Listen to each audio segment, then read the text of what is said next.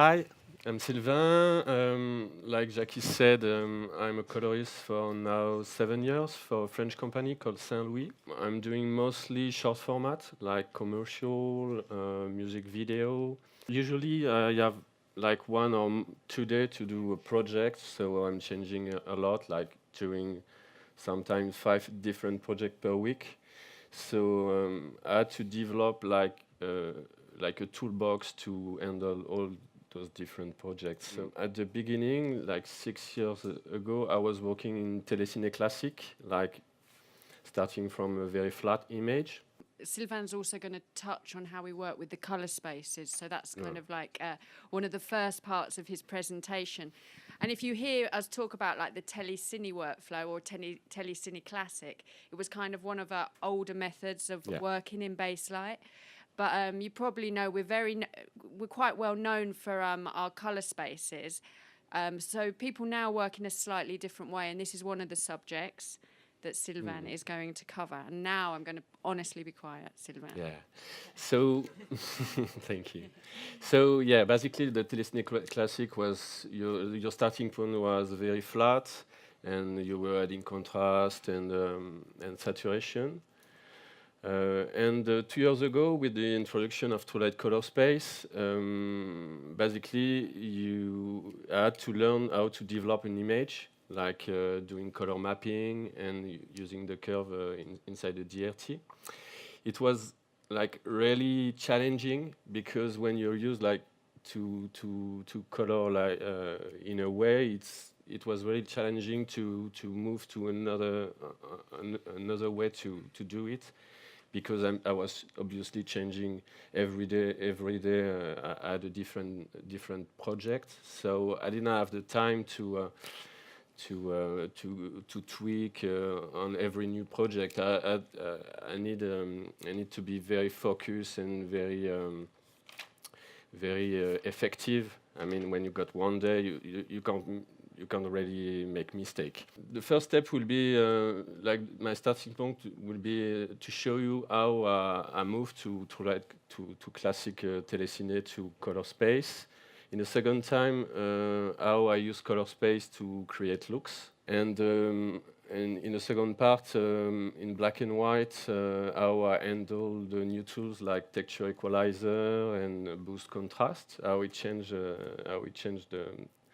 the way I grade, and a few beauty and other stuff.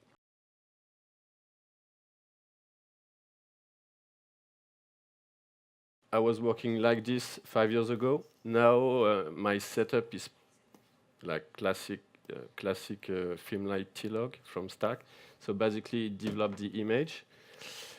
You use a DRT, like you can use film, video, but or the RE Classic.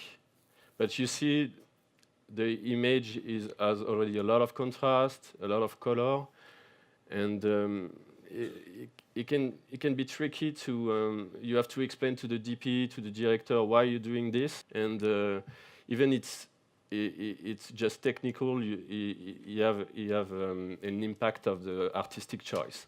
Because I'm working on beauty most of the time with photographer, they are very attentive to skin tones and image quality.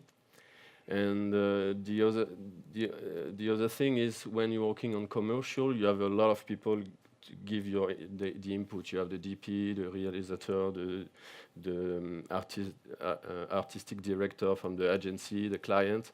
So you have to consent everybody. You can't start from this kind of image. It's too. It brings too much problem. Even if I can handle it with base grade and other tool, it's really difficult to have the starting point, even coming from the Telecine Classic.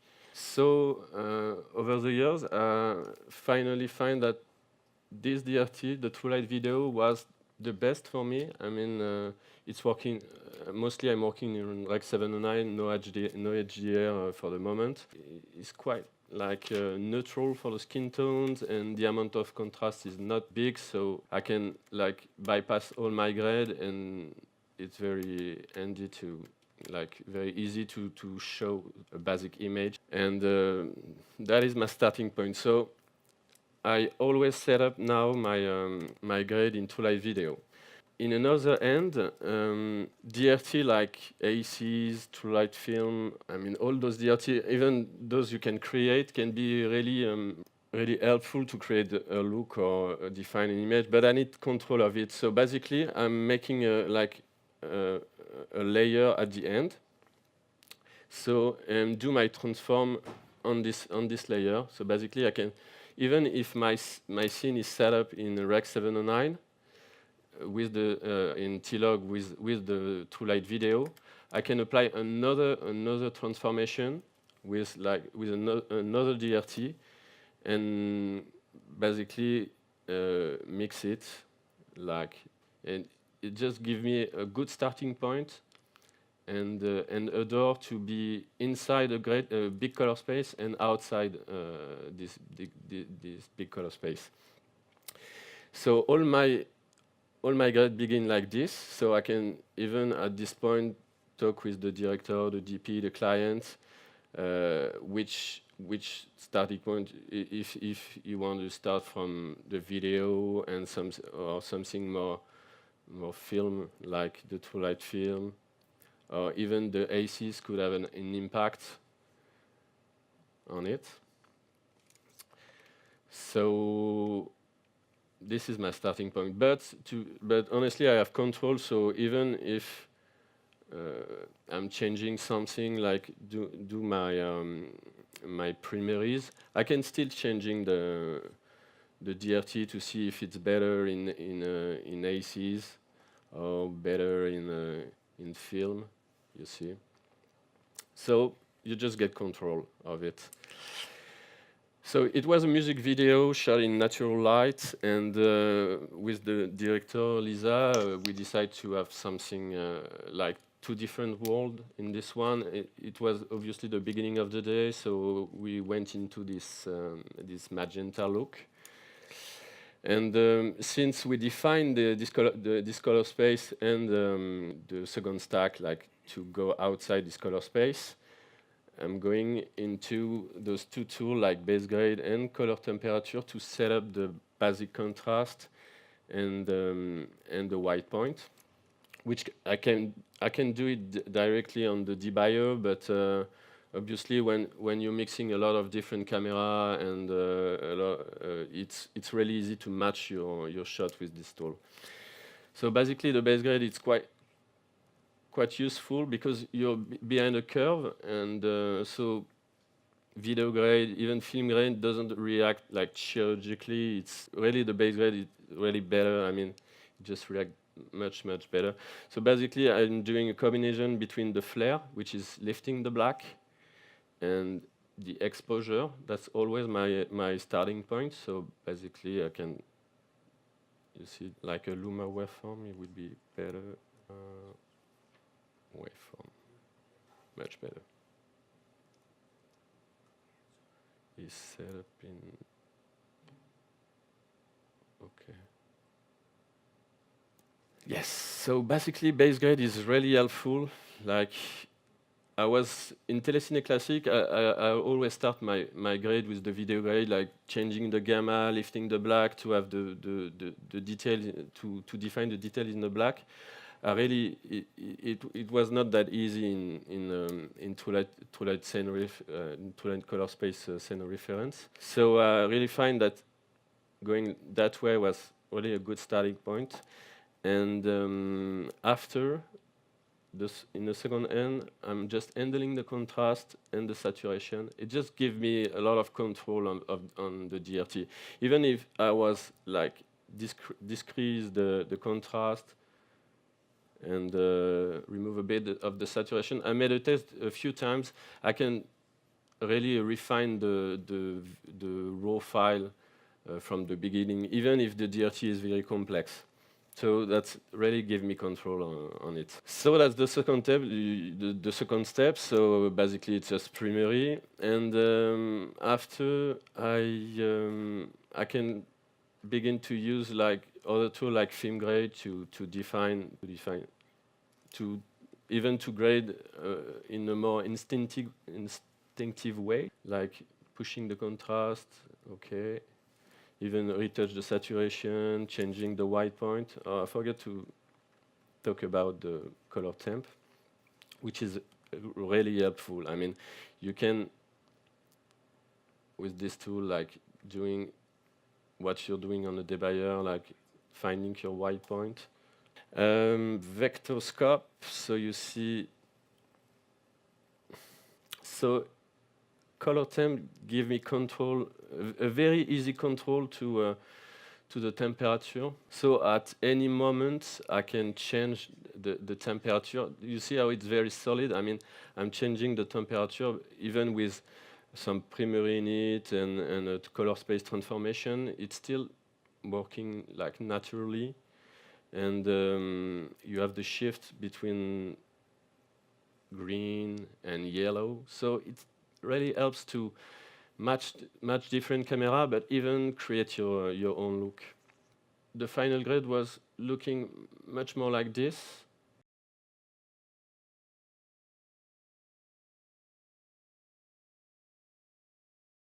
This is another project. It was a documentary, like a short 10-minute documentary. It was a bit political. It was shot by Isaac Bowman and Barnaby Roper, which is a photographer too. And it was just like a testimonial documentary of what's happening in the US at the moment. And the director wants to keep it like very natural, not to push too much the look, so we lose the purpose of the subject. So it's really close up and really again about skin tones and texture of the image. When I show you the starting point, he was already happy with it, and he could have released it like this, but to be honest, I was a bit frustrated to not doing something on it. So I tried to be very gentle and very light on the look. Just bring textures in it and a kind of photographic look. For me, it was a good example to show you the TrueLight film, which emulates, I think, the printed film. You see, it looks a bit like Kodachrome, like reducing the red and the magenta to something more orange and the black to something more cyan, which is a very classic look. It was interesting to show you this because I know that in a lot of projects, sometimes you get a curve or a commercial LUT which introduce this kind of look, which can be really tricky to reproduce. I mean, it can be really tricky when, I don't know, the DP or the editor put a commercial LUT on the edit, and everybody want to set up in this look. It's just the fastest way to work, but for me, I was losing too much control to use it. So I made a few times I tried to recreate like those characteristics. It was really difficult. I mean, you have to tweak the curve, and obviously sometimes you have some peak on it. It's really hard. Even if the U shift that maybe you already know, you can like reduce easily. So basically, you can really, if you see the vector, you can easily reduce the color in between the red and the yellow, which is one part of this look. But you see how it brings saturation. It's even not that good for the skin tones. So so I try to find a tool that allow me to do these kind of things without messing too much with the image and getting control. Let me undo this. So basically, that's not the same grade. It's not the same grade, the same tool, but it looks exactly the same. That's my point. So this is the TrueLight film. This is a way to do it without a LUT or the film. And it's the color crosstalk. I think it was developed to reduce noise in color. Like if you have like pixel green and blue into red, you can bring everything to something more clean. I begin to to mess with the tool to see how it can how it was working, and obviously it was really strange how he helped me to recreate the look. Let me show you. If I'm bypassing the operator, it's very subtle, so you don't see that much what he's doing, but it's quite interesting. So basically, I don't know what exactly is the process, but when you manipulate it, if you see the vector, it just do something really interesting on the signal. You see, you have really like a control on everything without bringing noise and everything, and it's just a very creative tool. And that's how I could recreate, in conjunction with the U-shift, how to recreate the basic look in print film. So like the workflow I was talking about, this is a tool I use on everything now. Even on other shots, you can like replace the true light film, the true light film with this tool, but you can use it with like doing some. Okay, basically that's the same workflow, color temp, base grade. Let me show you. That was the video development. That's really subtle, to be honest. It was I was not messing that much, but when I'm applying the true light film, for example, you see what it creates. It's the huge amount of the saturation. Even in this, you see on the right the yellow and the blue, and I can use the color crosstalk just to handle those kind of things, because it is doing the same process, so I can easily like remanipulate the color just to have the best quality. Exactly the same on this one. So you see that's the true light film.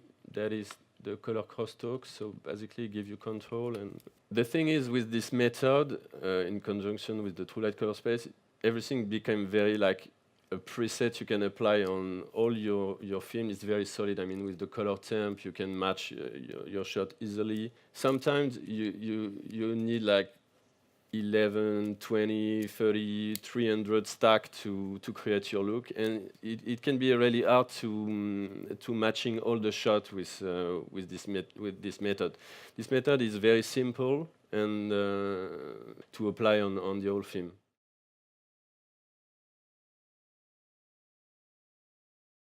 This is black and white, shot by Benoît Delhomme, great DP, and Jacob Sutton, photographer too. I made this 3 years ago. It was like Telecine Classic, so our starting point it is Rec 709, nothing apply on it. It's in black and white, so I'm gonna explain why the color changing so much. It was a lot of different tools to handle the contrast, even a shape on him to handle the look, another shapes to bring some lightness on the suit. Before I forget, one thing I like to use on black and white is this small operator, which is shuffle, which is messing with the channel. I mean, you can like replace the blue with the green and get different channel. It really have an impact on black and white, like you're bringing details, and it really changes the textures. I have another shot it's very with the skin tone is very obvious. When I was preparing the demo, I was thinking what with the new tool, what I could do today. Let me introduce the boost contrast and the texture equalizer. So basically, this is the same brief. It just brings a lot of more details. Even the black have more details in it. That's what I was doing 3 years ago. That's what I can do today. So I was not talking about, even in this shot, for example, I use the texture equalizer just to bring a bit more sharp on the skin. Like it become really alive. I mean, it's not like the sharpness, but you see it bring depth into the image. That's really helpful, and now it's really part of every of my grade. Even if I don't need to change the focus, it just creates depth in a really easy way. So you see on skin tone, it's really easy to show that it really changed it's really in an easy way just to do. You can really mess up and create really different looks. You see how it changed the details. Even if you're only on the blue, you create a really deep black and white. So basically, when I'm doing black and white, it's always the first step to define everything. But I can change it even at the end, just if it's better for the image. Like I said before, I'm using boost contrast too. For the tattoo, I bring the texture equalizer too, just to bring details in it.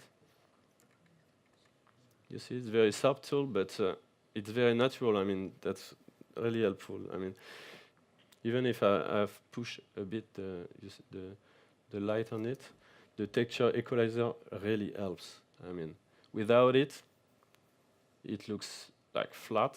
And you can even do it on a car. You see how it brings details.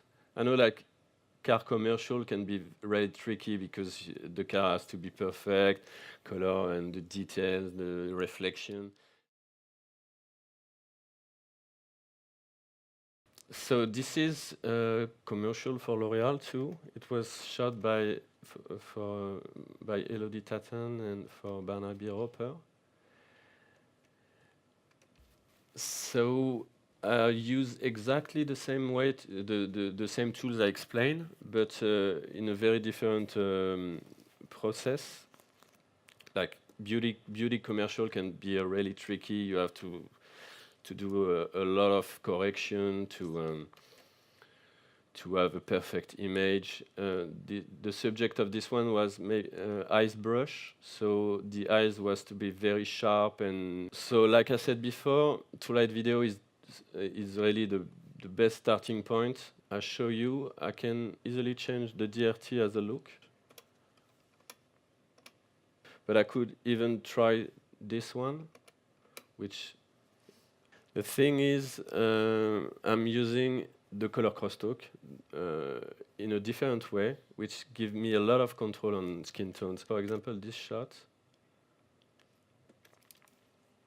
if I'm showing you, when it's shot, you got some green, some red, very different color on the skin tones, and we want it perfect. So this tool is very helpful to reduce the color on the skin and define it. So basically, if I remove it,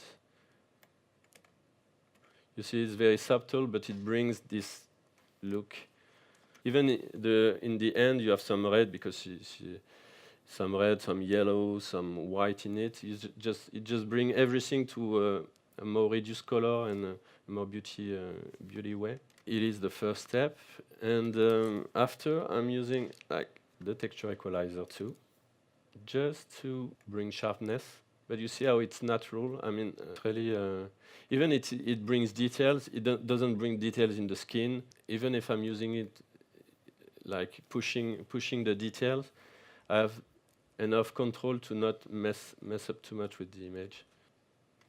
That was a way to bring sharpness in the eyes. And I think after, I've done exactly the same for the eyes to bring color and details in it. So with the video grade, I bring a bit of more blue in it, and you can bring details, you see, in the eyes really easily. Even you can reduce the amount. It's really natural. I mean, it's really hard to.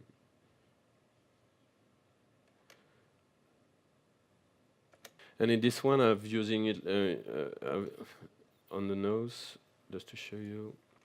It's really subtle, but I use in a more classic way to reduce the light on the nose. And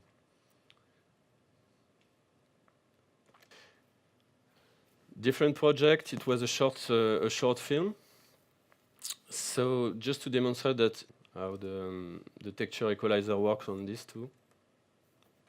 Even to bring details in the armor, it's really helpful. It's exactly the same way I'm using it on the eyes or on the face. It's really impressive. And still really natural. This is a still frame from photographer Guido Macafico and shot by Tetsu Nagata. So different project, different way to handle it, but same tools to bring like a very, very sharp image. So if you know Guido Macafico is doing still frame, very contrast, and it's always hard to bring his world into his film because we don't have the depth like you have in photos. Boost contrast and texture equalizer really helps to achieve that. You see, for example, if I'm showing you the steps.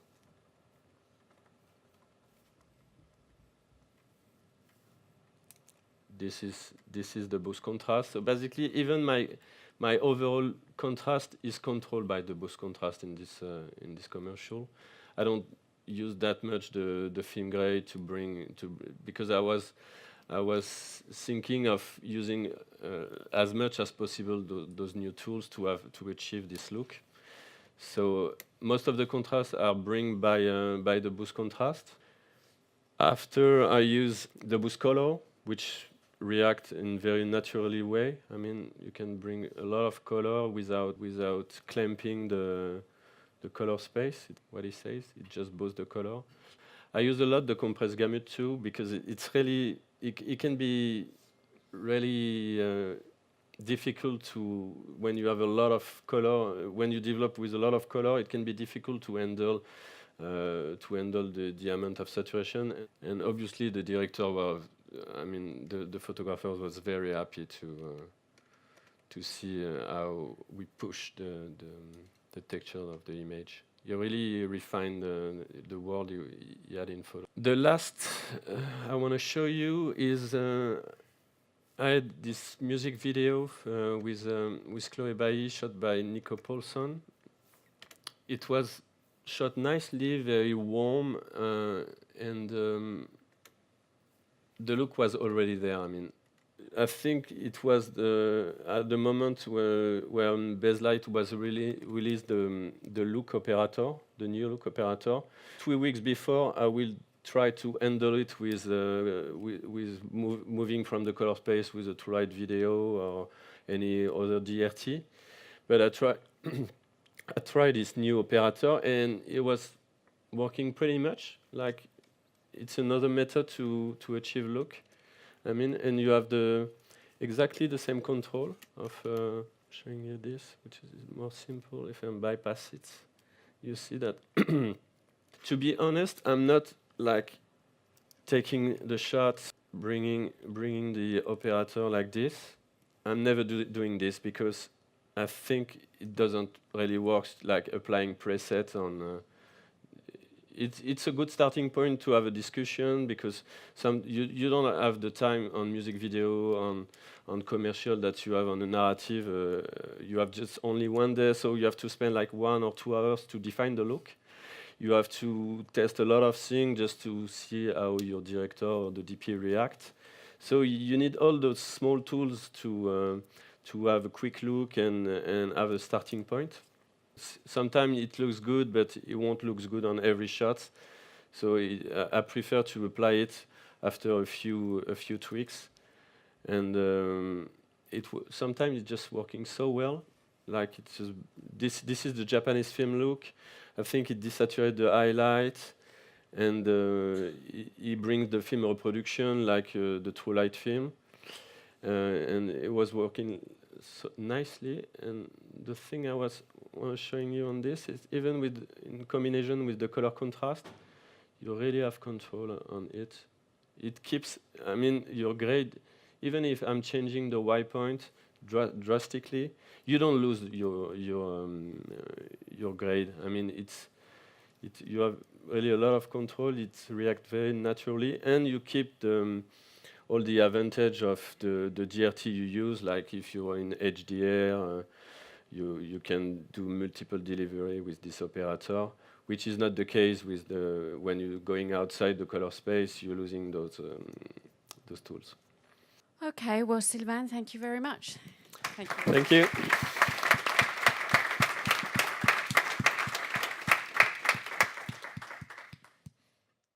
Color crosstalk, was that the effect? Yes. Oh yeah.